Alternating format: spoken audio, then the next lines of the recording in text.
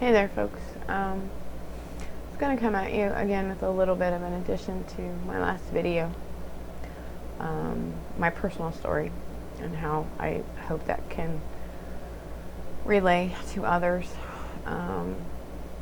in a way that you can see the framing of what's going on for women in this country. We're the GOP ticket to win. I'd hope that, in relaying a personal little story there, and of course it's not nearly all of it, believe you me, you don't want to hear the whole thing. People who have heard lots of it go like, so it sounds like a movie, like, how are you still here? Yeah, I don't kill very easily.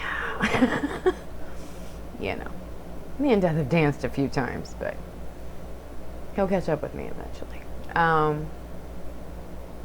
I hope that reaches people and can relate in a way that it's not fear-based, but it's in a way you can go, wait a minute. Yeah, I can kind of understand.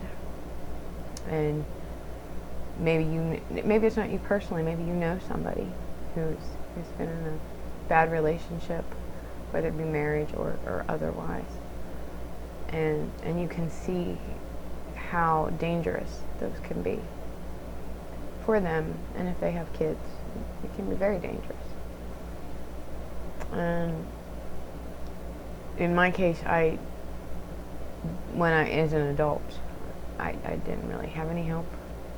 I had a little bit. I had some people that I could go stay with out of state for a little while, so I could kind of clear my head a little bit, which was I was so very grateful for, because it made a difference. I needed to get away, far away, and I was lucky to have that. I know not everybody has that. And even if it wouldn't have been them, I still would have probably just went to my family's place and been like, hey, I'm going to crash or something for a while, But again, not everybody has that opportunity. I was always lucky that I did have a little cushion of some sort that I know not everybody has. But there are resources out there. And there are places that can help. And I don't want to see any person stay in any relationship that is one that is harmful to them. Because in the end, life, we only have a little sliver of time, folks. Little sliver. Why waste it on that? And I think of all the decades of my life I wasted. Oh, did I waste them? I can't get that time back. I can't. I'm not saying I regret, but that's what taught me not to fear. Because when I did get out of that abusive relationship, I did it out of fear, but I was afraid to be there, but I was more afraid to stay. But it did teach me a lesson, not to let fear rule me, because it had, and I kept letting it lure me back in some way, and I would justify things and twist it around and all of that, and oh, it was me, and oh no, I didn't do enough, and then they do that dance, and you fall under the spell, and then things go sideways, and then it's fear, and I think that's what taught me not to fear at some point in my life. Fear started to be not an option, because it just has such negative baggage with it, and all the things you miss out on. And then when I got my diagnosis, it was like, yeah, I was totally afraid, because it's rare, and you got to research. I learned more about medicine than I ever wanted to know, and I was afraid at first, and then that was right at the beginning of, right before, and then the COVID hit, and having to go through all these health issues in my heart, and my surgery and stuff like that for my hysterectomy, all right in the beginning of that. It was crazy. And I sat down one day and somebody asked me, oh, like with the COVID, you must be so afraid. And that's when it kind of hit me. It was like, no, actually I'm not. Somebody's cough could kill me. You know, my next infection could be my last. One more thing to add to the list. It became a real grounding kind of situation for me, at least. Like, wait, what am I so afraid of?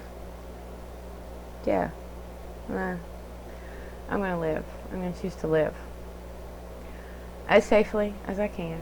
Obviously, I'm not going to go out willy-nilly, but, you know, I'm not going to let fear rule, because fear just hinders you. So I really hope people do take it to heart, to not stay in places where it's unsafe for you, no matter what, you know, what side you're on. Don't do that. Don't stay where it's unsafe. You're wasting your life for someone else's prerogative. Again, it's hard, and it hurts like hell in the beginning, and you feel like you're not getting anywhere, and the structures, the systemic structures in society are totally set up with all the minefields and all the hurdles and all those walls they throw up. And you just got to keep pounding through them. Just keep pounding through them. And then you can look back and go, I did that. And we are all victims of different circumstances that happen to us.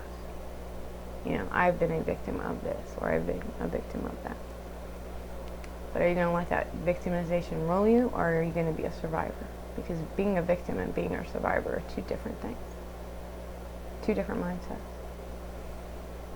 I don't want to be a victim. I've been victimized by different situations. But I'm also, what I think is far more important to me is I'm a survivor of them. I'm still here. And it didn't beat me. And there might be times when it feels like mentally you are, but have your moment. Tap out. Yeah, it's alright. You're allowed to. Again, get rid of society's condition. The conditioning that's put on you. Oh, you can't do this, or you can't do that. It's like, oh, dress provocatively so we'll look at you, but don't, because then that's too slutty. And there's such a double standard for women. It's the patriarchy and the misogyny that I really can't stand. And that's why I'm very against the whole Trump ticket, and Vance in particular, because, oh, no exceptions for rape and incest. Like, what? In abortion? Like, what are you talking about, dude? You don't have a daughter. Obviously, you don't have a daughter. Obviously, you don't care about your wife. If she were to come from, say, a troubled past or whatnot. But he doesn't seem like the type, because, ew, that's kind of icky to him. He's a snob. He's a wannabe snob. But, I mean, that ticket, it mixes. He's a mini Trump. The younger version. Mini me. Yeah, he'll, and he's younger, and he's more, what's the word I'm looking for? If they make it in, which, please, let's not. But if that happens, he's seems to me that he would push the old man over the boat rail or something, just to step up on that podium and be the top dog. He seems like that type, is what I'm saying. Whether he is or not, I don't know, but I get that vibe. What's up? You pick those things up, people. Character exudes from a person. He seems like one of them ones that would claw a ladder. Yeah. Step on somebody else's head to get to the top. And he seems a more vicious version of a younger Trump. And I think if he would ever get to the high seat in the tower that they're creating for themselves, yeah, that would be even. It's not going to be pretty anyway, but it would be even worse for women. And right now we deal with enough patriarchy and misogyny. And again, the structures are systemically set up in that manner, and it suppresses women, especially if you have situations like that of rape or incest or abuse or domestic violence or whatever. it makes it so hard for women to come forward. I know that in my situations I did not, because I knew that no one would believe it. Not because in my adult life the person was such a good, upstanding person, but you know, they knew he was an alcoholic. If anybody knew, oh, he's an alcoholic, they would use all of his faults to excuse it away. And I just felt even that would bring me blowback. And I was just like, that's another thing. They make it so if you want to be protected, who's going to protect you? If you want to report somebody, you know, the burden of proof is on me. Okay, I could have shown you my body if you wanted to see that. Is that enough for you? It wouldn't be for authorities. So what if he wanted to come back for retribution because he got in trouble? Who's going to protect me? Me. That's it. That's all I got. You know what I mean? So the system is flawed in many ways, but that's where we as women need to advocate, and we need to help restructure, reframe, you know, the system. Because if you think it's bad now, and it is pretty bad, I mean, it's bad. Like I said, use password, look it up. The horror story. In a Trump America, it would be worse. So that's what else I wanted to come on and say. I have my coffee and I'm sitting here thinking about it. I'm like, oh, I didn't put that in there. You know, here we live, and you know, it's chaotic times and bad stuff happens on the daily. But when they take the little protection that we do have, the little bit of the law that still is on our side, no, granted it's not much, but you know, punishment of negative actions is a deterrent in some people's case. Not all, as we have seen in life, or those who have been the recipients of it. No, it's not perfect by a long shot, the structural setup of the system, but excuse me. We still at least have a sliver, if that's any silver lining. And think about when, you know, states rip all of our, and nationally they rip all of our rights and bodily autonomy away. I think men are bad now. All those ones who maybe feel like they would get punished in some way. No, the gates would be open. What punishment would they face? Because we have no bodily autonomy. What laws would protect us then? What would really protect us criminally? When it's hard enough now. I think about that. And they want to pack the courts and ideologues and this, that, and the other. It's not just the Fed. It'll go up and down the line. Again, Germany, people, 1930s. This playbook been there a while. And if you think it'd be bad, I mean, if you think it's bad now, it would be worse. Men would have, in my view, I mean, and I'm going on a, maybe it seems extreme, but laws in place to prohibit men from doing things that they shouldn't do not keep them from having the thoughts in their head. And if those laws weren't there, then they have all of the reasonable action they could take. You see what I'm saying? They don't have anything to stop them. They have no fear of repercussions or consequence or accountability.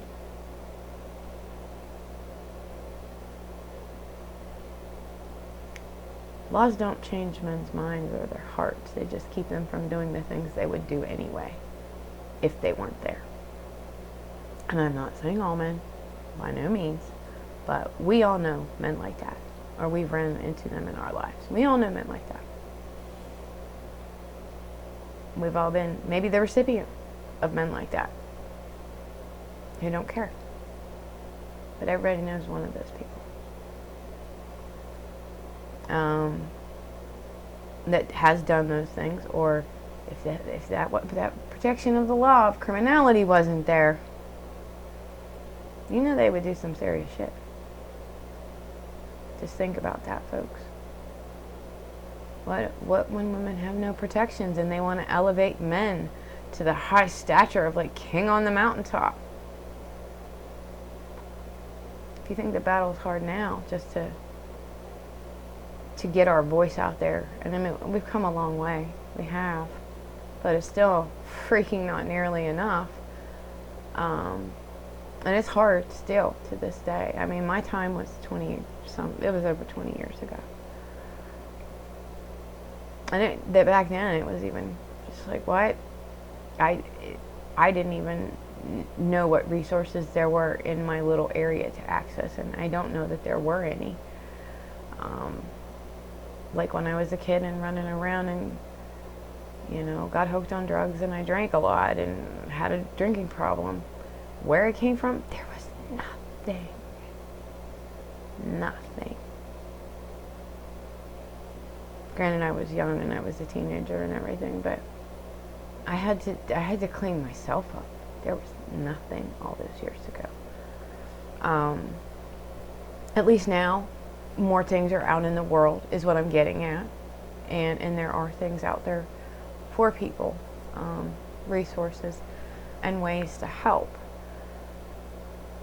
And I fear that if we get into that Trump America, a lot of that stuff will go by the wayside. Any help that could have been there will be gone, and it will embolden men who, even if they currently do it, or they would do it if they thought they could get away with it, it'll embolden those ones. And men, this is where you need to get on the side of women. And I'm not meaning as a mighty protector or as an owner or property or anything like that, but as an equal. As an equal. You know, if there was somebody that I had that commitment to, yeah, I would, as a woman, no doubt, I would fight tooth and nail for whomever, you know, I had that commitment to, as I would hope that they would equally do for me. So think about the potential, if you and your partners, and you're on equal footing with one another, and we live in that dystopian Trump hellscape, what's to stop anybody out there on the street, or somebody your partner works with or whatever, from doing something? Because now gloves are off. I mean, these are scenarios that you have to think about. You think that's extreme? How extreme is it when you see the world we live in today, where men rarely get held accountable for the bad things that they do to women or to children? Oh, like I said, yeah, you see the articles about the youth pastors. I mean, that's the easiest reference I can make. But how severely are they really punished? Really? I have a few choice punishments I could suggest for the things those people do. In my view, you know, you on my planet, you shouldn't be breathing my air, is all I'm saying. We could find somewhere to send you to. Not to be all Russian and all that, but you know what I mean? It's just, there's other things. Like I said, some women can have mad skill rolling around up there in their noggin. That's why you watch where you tread, because you don't know what woman that's going to be. I don't think anybody thought Lorena Bobbitt would either. this is a reference for my peeps from back in the day. They'll know who I mean. But that probably wasn't in the cards. I don't know. I don't remember all of it, but that was a minute ago. But maybe nobody ever thought she would have did what she would have done. I'm just saying, you don't cross the wrong women. But I really want people to think about that. I mean, we live in a pretty crappy situation in that respect, because the punishment is not there for those that do crimes in that nature that are so bad and so terrible. And I feel that the repercussions, they're just not, they're not there, and people like that aren't going to change. This is not a switch you flip like a light, and you can sit there and say it's mental illness or whatever. Yeah, there's something mentally wrong with somebody who wants to do those terrible things to women or to children or anything like that. I mean, obviously there's a screw loose, but they know the difference between the right and wrong, and they just don't care. They just don't care. So that's the difference. Yeah, there's something wrong, not wired right, but they damn well know the difference, and they damn well know it's wrong. Or else they wouldn't weasel their way into those churches and groups and things like that. Yeah, they know it's wrong, but they weasel to try to get away with it. So they know, they just don't care. They just don't want to get caught. So they're perfectly capable of knowing. That's not mental illness in that way. Yeah, screws are loose, but they know the game. And I just don't feel that there's nothing that can change those people. I truly don't believe there is anything that can. They need to be away from society, in my view. I only speak to that because someone my great-grandmother lived with. I had never experienced it. In that way, my mother and the man she was with had stepped up in my defense, because he had a predilection for children. And he was told if he ever came around me, basically that man, he was like a biker and ran with tough crowd and all that kind of stuff. So, yeah, it scared the old man into, like, he wouldn't even look at me or half the time when I would go to visit or anything like that, to visit my gram. And she's always said she was taking care of him. It wasn't really. There was some weird thing going on there. I just didn't. He always creeped me out anyway. But yeah, and that's. I'm not saying that that's my experience. I mean, that's my experience in that front anyway. But he always creeped me out, and I would catch him. Yeah, he wouldn't look at me when I was, like, active or doing something, but when he thought I wasn't looking or paying attention to him, I could catch him staring.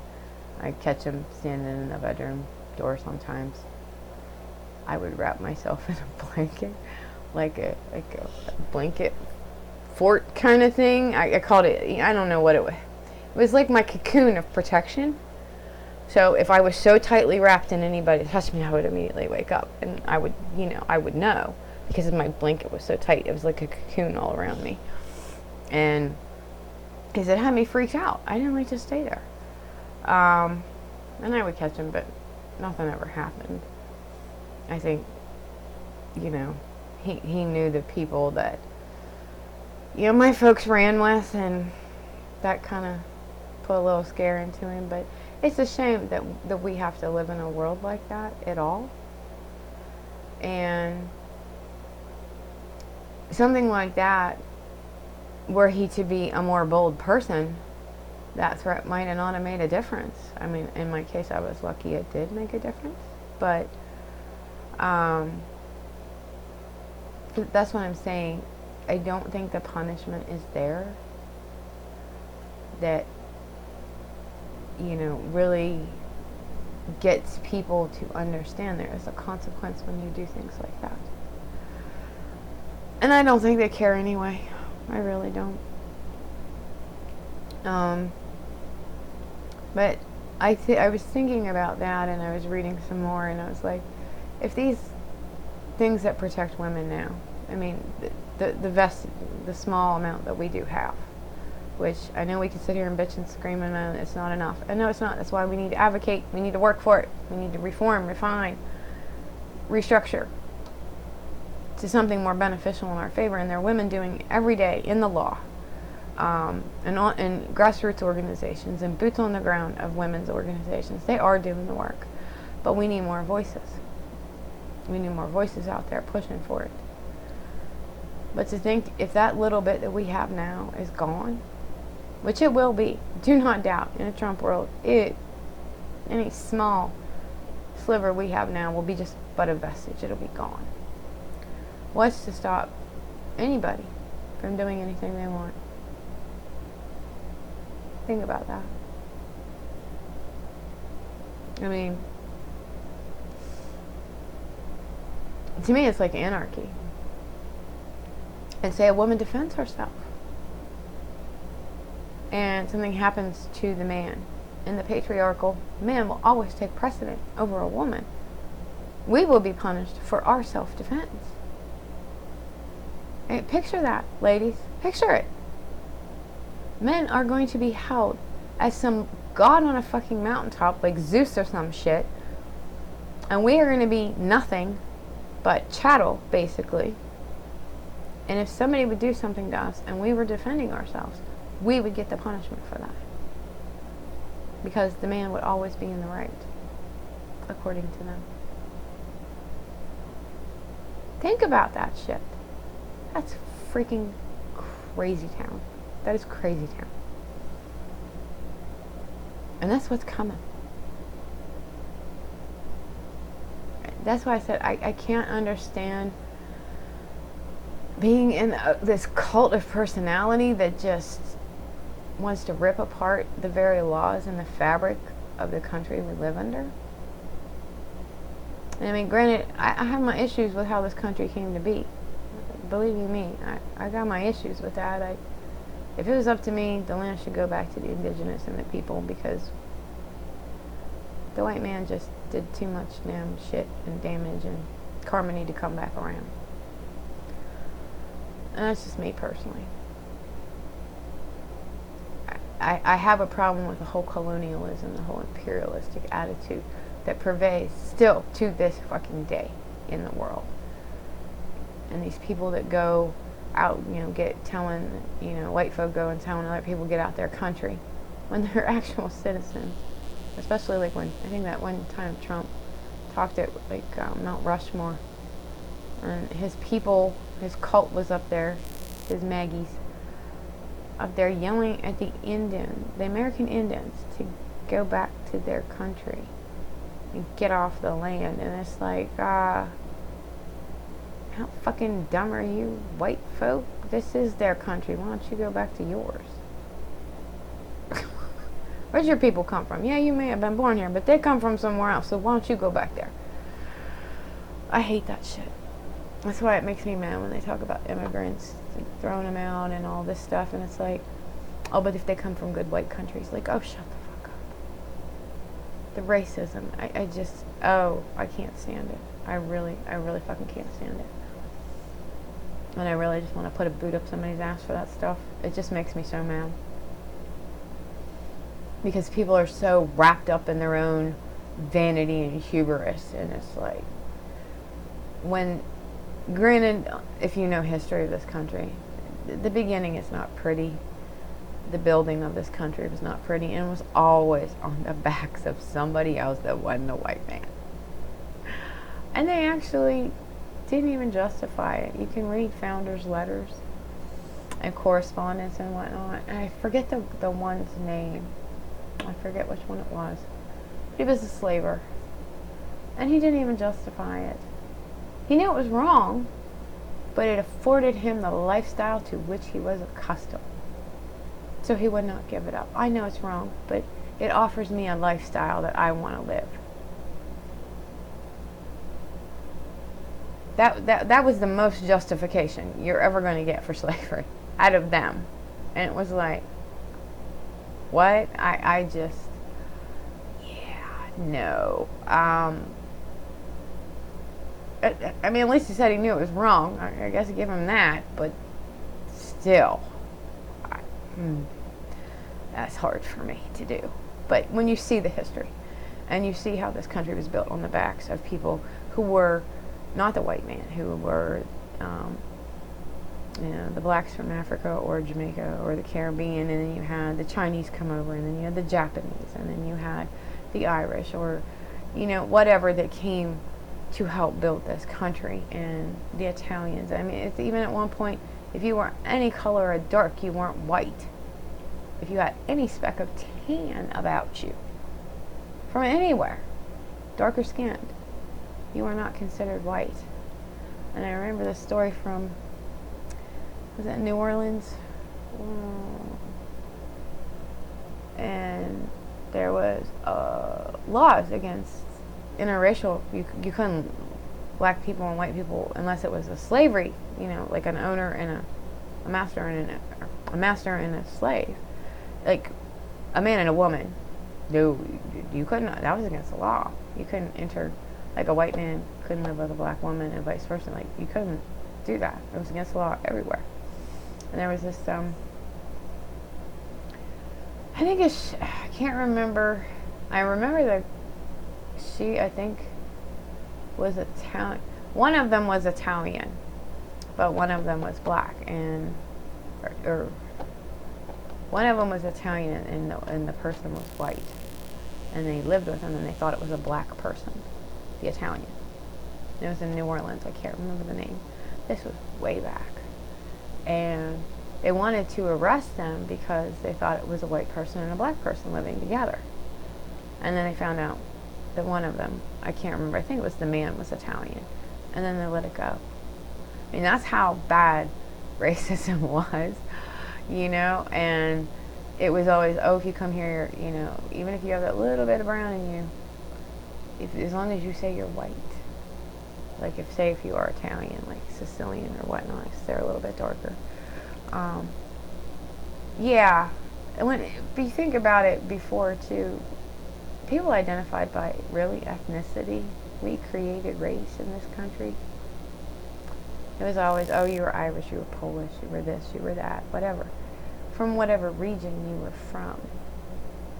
And I think we did a lot of fucking up in the world. And I don't see that any Trump presidency would make that any better. But this country was built on the backs of people who came from somewhere else. It was a melting pot because that's what they wanted. And then, until they didn't. And then they wanted to put up no vacancy. Unless you're white. And then it's okay. More people from European countries who are white overstay their visas and are here illegally, technically. Go look at it. That was a study from years ago. I don't know if it's changed, but this was some time ago. But that's the way it used to be. All this to come back around. I know, I meander. I just wanted women to think about that. Again, don't do it in fear, do it as a thought process. And not to give you anxiety, not to freak you out or anything like that, but these are things maybe you're not thinking of. When the laws are stripped from us, that strips the majority of the protection, the very little that we do have, away. And we all know those people out there. You know that one person that would do something just because they could. And anything you would do to defend yourself, you would be punished for. Think about that. That's your Trump world. And that's if you're not one of those people that becomes an other that they round up and they throw in a camp or a prison pipeline. It's dystopian, people. It truly is. So, I encourage you to get all the ladies out there Get your people, get your allies, get your friends. If they don't say I'm not political, I don't do politics, well, politics is going to do you. So get off your ass and vote. We need all the help we can get if we want to get better. It's not going to, we can't get better if we get our choice taken away from us. At least if we have democracy. We still have the option of choice. We still have the option of advocating for ourselves. We still have the option of fighting for ourselves and our rights and getting them back to where they need to be and beyond. You don't have democracy, you ain't gonna have that. Choice, gone out the window. You don't have any. You be a good little woman and stay in your place. That'll be it. You will be serving a master. I don't know how you women feel, but I'm not down with that.